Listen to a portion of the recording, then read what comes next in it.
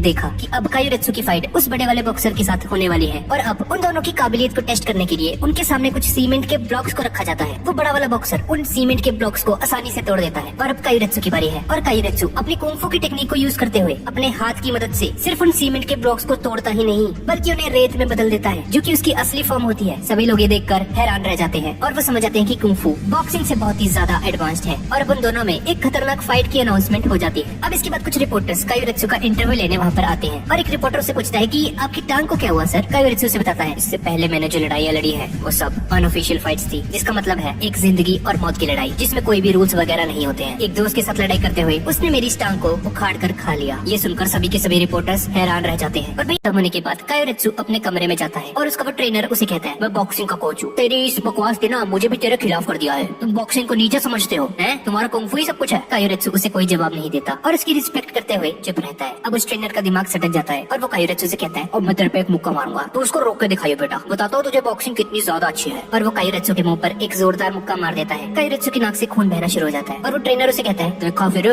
कहा था ना मैंने, तुम मेरे पंच को देख भी नहीं पाए बेटा। पर वो ट्रेनर जैसे ही अपने हाथ पर नजर मारता है तो वो देखता है कि उसका हाथ मुड़ चुका है। काइयोरेत्सु उसके हाथ को ठीक करते हुए कहता है, मुझे माफ करना सर, मैंने आपको हर्ट किया है, लेकिन आपको इस चीज को रियलाइज करना ही होगा कि कुंफू बॉक्सिंग से बेहतर है।